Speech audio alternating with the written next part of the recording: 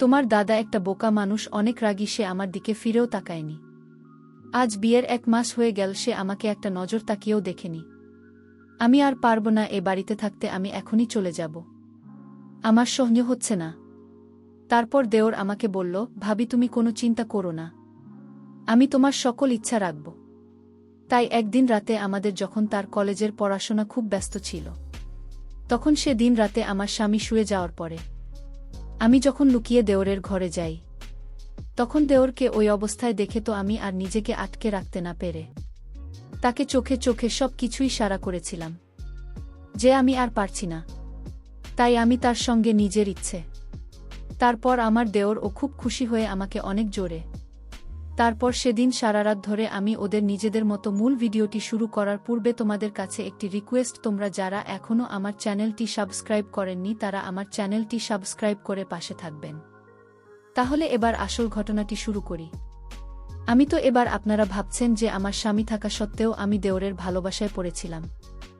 আসলে বিয়ের পরে আমি যখন শ্বশুরবাড়ি আসি তখন প্রত্যেকটা মেয়ের মতোই আমার চোখে অনেক স্বপ্ন ছিল যে আমিও আমার স্বামীর সঙ্গে ঘুরতে যাব, আমার স্বামীর সঙ্গে অনেক সময় কাটাব। কিন্তু আমি যা ভেবেছিলাম বিয়ের পরে তার সবকিছু উল্টোটাই হয়েছিল। আসলে আমার স্বামী নিজের কাজ ছাড়া আর কিছুই বুঝত না। সে তো সবসময় নিজের কাজে ব্যস্ত থাকত এবং সে এতটাই রাগী স্বভাবের ছিল যে আমার একটু কিছু ভুল ত্রুটি হলে আমার উপরে ব্যাকআপ কি চিৎকার চেঁচামেচি শুরু করে দিত। শুধু তাই নয়, কোনো সময় তো আমাকে অনেক সময় মারধর। এভাবে আমাদের বিয়ে হতে প্রায় 1 মাস হয়েছিল। আসলে প্রথম থেকে আমার স্বামী আমার প্রতি কোনো গুরুত্বই দিত না।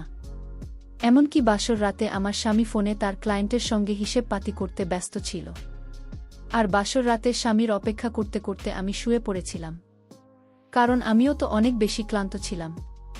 তারপর সকালবেলা যখন চোখ খুলে দেখি, তখন আমার স্বামী তো স্নান করে তৈরি হয়ে আমাকে ঘুম থেকে তুলে বলেছিল তাকে নাকি আগামীকালকে এই অন্য শহরে চলে যেতে হবে জরুরি কাজের জন্য। আমি তো কোনো কথা না বলে শুধু স্বামীর দিকে আশ্চর্য হয়ে তাকিয়েছিলাম, কারণ স্বামী তার কাজকে এত বেশি প্রাধান্য দিত যে আমাদের বাসার রাতটাকে নষ্ট করে দিয়েছিল। ওই বাসর রাতের জন্য আমি যা স্বপ্ন নিজের চোখে সাজিয়েছিলাম, আমার সেই স্বপ্নগুলো ভেঙে চুরমার হয়ে গিয়েছে। বিয়ের 2 দিন পরেই তো শেষ 16 দিনের জন্য শহরে চলে যায় নিজের কাজের জন্য। এবং যাওয়ার সময় সে তার ভাইকে বলে গিয়েছিল, সোহান তোর ভাবিকে খেয়াল রাখিস। বিয়ের 2 দিন পরে যখন একটা মেয়ের স্বামী তাকে একা রেখে বাইরে চলে যায়, তার কষ্টটা যে কতটা সেটা একমাত্র আমিই জানি। তারপর বিয়ের 2 দিন পরে আমার স্বামী যখন শহরে চলে যায়, তারপরে তো আমি নিজেকে খুব একা মনে করতাম। আমার স্বামী এরা 2 ভাই। আমার দেওর বয়সে আমার চাইতে 5 বছরের ছোট, শ্বশুর শাশুড়ি তো অনেক আগে মারা গেছে। স্বামী যখন 15 দিনের জন্য শহরে চলে যায়, তারপরে স্বামীর সঙ্গে কাটানো এই 2 দিন মনে করে একা একাই সময় কাটাতাম। আর বোনের সঙ্গে কাটানোই 2 দিনের মধ্যে তো স্মরণ করার মতো সে রকম কোনো কিছু স্মৃতি ছিল না। তাও স্বামীর চেহারাও কথাবার্তাগুলো মনে করতাম, কারণ আমাদেরও তো সারাদিন বাড়িতে থাকত না। সে তো সকালে খাওয়া দাওয়া করে কলেজের জন্য বেরিয়ে পড়ত। আমার স্বামী দেখতে খুব একটা ভালো না হলেও আমার দেওর কিন্তু ভীষণ সুন্দর, বেশি ভুল ছিল। তারপর সেদিন স্বামীর বিদেশ চলে যাওয়ার পরে আমি যখন বাড়ির সমস্ত কাজকর্ম করা পরে সন্ধেবেলা অনেক বেশি ক্লান্ত হয়ে আমার ঘরের বিছানায় শুয়ে একটু আরাম করছিলাম, ওই সময় বুঝতে পারি যে আমাদের বাসায় এসেছে। তারপর সে আমার ঘরের দরজায় নক করে আমার ঘরের ভিতরে ঢুকতেই আমাকে সন্ধেবেলায় শুয়ে থাকতে দেখে জিজ্ঞেস করেছিল, ভাবি তোমার কি শরীর খারাপ? আমি তখন বিছানায় উঠে বসে বললাম, না গো, শরীর খারাপ নয়, বাড়ির কাজকর্ম করার পরে আমার শরীরটা অনেক বেশি ক্লান্ত লাগছে, তাই একটু শুয়ে আরাম করছিলাম। কিন্তু আমি জানতাম ওই সময় আমার মন খারাপ ছিল, কিন্তু আমার মনের পরিস্থিতি আমি তো আমার দেওরকে বলতে পারছিলাম না যে আমার মনের মধ্যে কি চলছিল, কিন্তু তাও জানি না কিভাবে সে আমার মুখ দেখে বলেছিল, কিন্তু ভাবি তোমাকে দেখে তো মনে হচ্ছে দাদা চলে যাওয়ার জন্য তুমি অনেক কষ্টে আছো এবং তোমার মন খারাপ আছে। দেখো ভাবি, তুমি কিন্তু আমার থেকে কোনো কিছুই লুকোতে পারবে না, আমি কিন্তু মুখ দেখে এসব কিছুই বুঝতে পারি।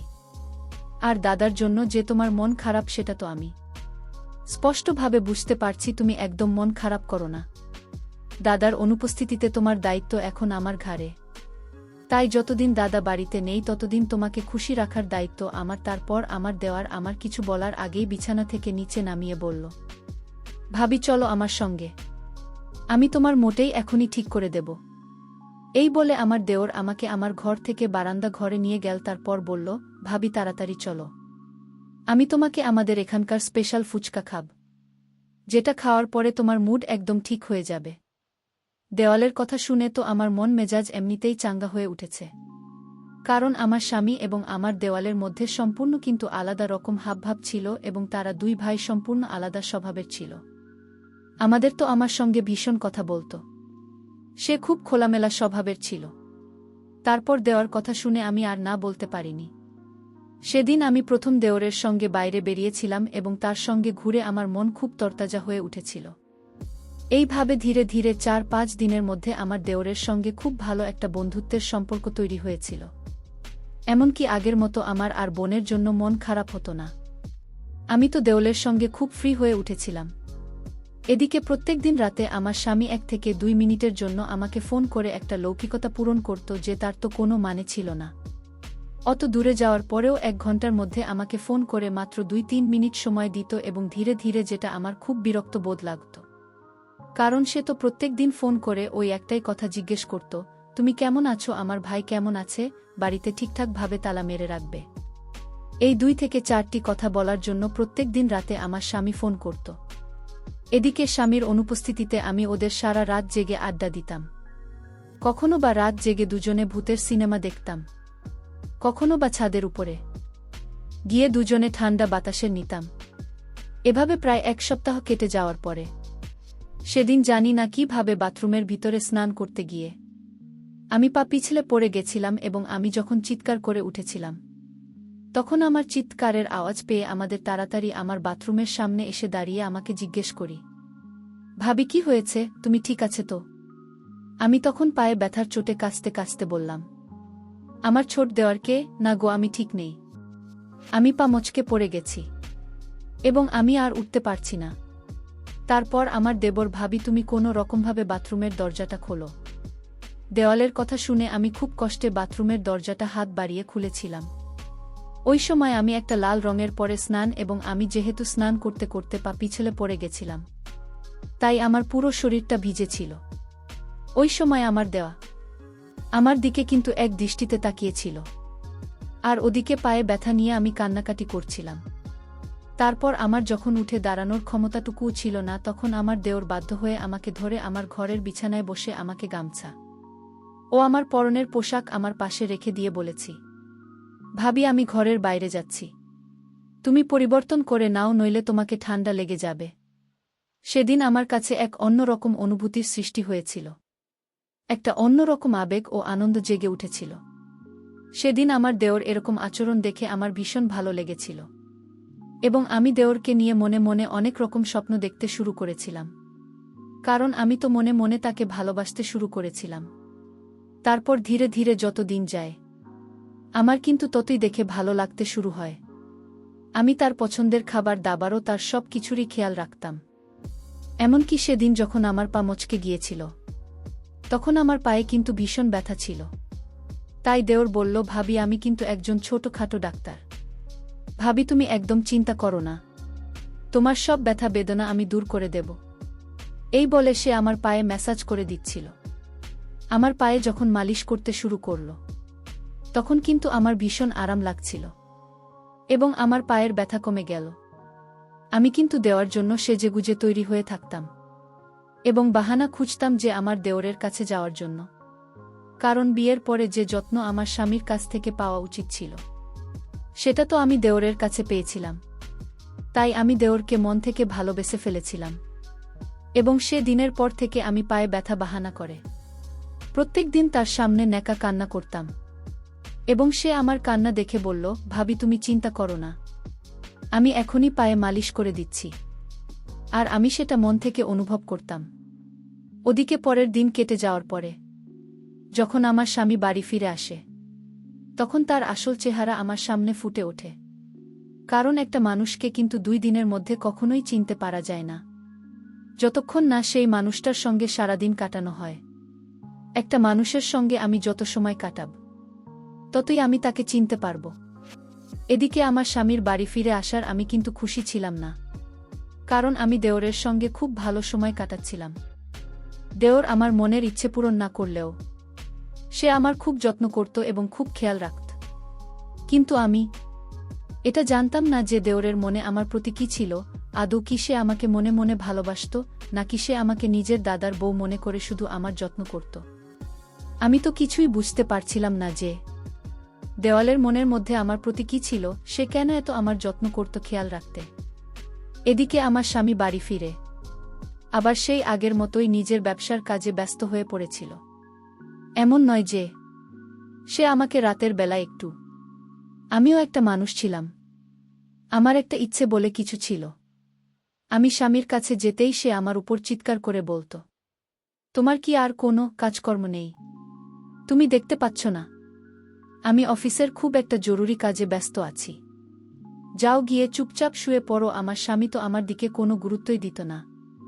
তারপর সেদিন আমি যখন স্বামীর কথায় অনেক বেশি কষ্ট পেয়ে মন খারাপ করে রাগ করে রুম থেকে বেরিয়ে ছাদের উপরে গিয়ে চুপচাপ বসেছিলাম আর স্বামীর কথাগুলো মনে করে কাঁদছিলাম। ঠিক ওই সময় আমার দেওর ও ছাদের উপরে আমার কাছে এসে হাজির হয়েছিল এবং আমার চোখের জল দেখে আমার ধরে আমার চোখের দিকে তাকিয়ে আমার চোখের জল মুছে জিজ্ঞেস করল, বৌদি তুমি এত রাতে ছাদে কি করছো? আর তুমি কাঁদছ কেন? এতদিন পরে দাদা বাড়ি ফিরে এসেছে, তাই তোমাকে তো আজ রাতে দাদার সঙ্গে সময় কাটানো উচিত ছিল। আমি তখন ওই সময়ে নিজের আবেগ ধরে রাখতে না পেরে দেওরকে বলেছিলাম, তোমার দাদা এখন পর্যন্ত আমার চেহারার দিকে তাকিয়ে দেখিনি। আমি একটা মানুষ, আমার ইচ্ছে বলে কিছু আছে। তোমার দাদার সব সময় নিজের কাজ ও টাকা পয়সা নিয়ে ব্যস্ত থাকে, কিন্তু কখনো আমার দিকে নজর দিয়ে দেখেনি বা কখনো আমার মনের কথা বোঝার চেষ্টা করেনি। এবার তুমি বল আমি কি করব? আমি কিন্তু তখনও আমার দেওরকে এটা বলার সাহস করতে পারেনি যে আমি তাকে মনে মনে ভালোবেসে ফেলেছি। আমার সব কথা শোনার পর এদের খুব ভালোবাসে। আমার চোখের জল মুছে আমাকে বলেছিল, ভাবি তুমি চিন্তা করো না, ধীরে ধীরে সব কিছু ঠিক হয়ে যাবে। পরের দিন সকালবেলা আমি যখন সকালে নাস্তা তৈরি করছিলাম, তখন আমার বরদার একসঙ্গে খেতে বসেছিল। তারপর আমার হাতে রান্না করা সবজি পছন্দ না হওয়ায় আমার স্বামী আমাকে অনেক কথা শুনিয়েছিল ও অপমান করেছিল। আমাকে অনেক উল্টোপাল্টা আজেবাজে কথা বলেছিল এবং সেদিন আমার এটা বুঝতে আর বাকি ছিল না যে আমার স্বামী খুব রাগী স্বভাবের মানুষ ছিল। ওই সময় কিন্তু আমি চুপচাপ মাথা নিচু করে দাঁড়িয়েছিলাম এবং আমার চোখে জল তো স্তরে পড়ে যাচ্ছিল। আমার চোখের জল দেখে আমার কচি দেওয়ার তার দাদাকে বলেছিল, সামান্য একটা তরকারির জন্য তুমি ভাবেকে এতটা কথা শুনিয়ে দিলে। আমার দেওর খুব ভালোভাবেই জানো যে তার দাদা খুব রাগী স্বভাবের মানুষ, কিন্তু আমি সেদিন জানতে পেরেছিলাম যে আমার স্বামী ভীষণ রাগী স্বভাবের মানুষ। তারপর আমার দেওরের কথা শুনে আমার স্বামী তার ভাইয়ের দিকে অনেক এগিয়ে বড় বড় চোখ করে তাকিয়েছিল এবং আমাদের সঙ্গে কোনো কথা না বলে চুপচাপ নিজের অফিসের জন্য বেরিয়ে পড়েছিল। সেদিন আমার স্বামীর চলে যাওয়ার পরে আমি দেওয়া রেখে বলেছিলাম, দেখো তোমার দাদা যদি আমার সঙ্গে এরকম সবসময় দুর্ব্যবহার করে, তাহলে আমার কিন্তু এই বাড়িতে থাকার কোনো মানে হয় না। তাই আমি আজকে এই মুহূর্তে এই বাড়ি ছেড়ে চলে যাব। এমনিতেও বিয়ে হতে কাছাকাছি 1 মাস হতে চল, তাই আমি আজকেই বাড়ি ছেড়ে চলে যাব। তারপর আমার দেওয়ার অনেক ভালোবেসে আমাকে বলল, ভাবি আমার কথাটা একবার শোনো। আমি কিন্তু তখন আমার দেওরের কোনো কথা শুনিনি। আমি তখন দেওরকে অনেক এগিয়ে বলেছিলাম, যখন স্বামীর ভালোবাসা আবদার কিছুই পাবে না, তাহলে আমি কিসের জন্য এই বাড়িতে থাকব? আমি যখন রাগ করে জামাকাপড় সুটকেস গোছাতে শুরু করেছিলাম, তখন হঠাৎ করে আমার দেওর বলেছিল, তুমি একদম চিন্তা করো না, আমি এবার সব কিছু ঠিক করে দেব। দেওর যখন আমাকে একটা বলেছিল, তখন আমি বুঝে গিয়েছিলাম যে তার মনেও নিশ্চয়ই আমার প্রতি কিছু না কিছু তো আছে, না হলে সে এত ভালোবেসে আমাকে আটকে রাখবে কেন? বন্ধুরা, তারপর আমি আমার দেওরকে নিয়ে সংসার শুরু করেছিলাম। বন্ধুরা, আজকের গল্পটা এখানেই শেষ করলাম। ভালো লাগলে চ্যানেলটি সাবস্ক্রাইব করে পাশে থাকবেন। ধন্যবাদ।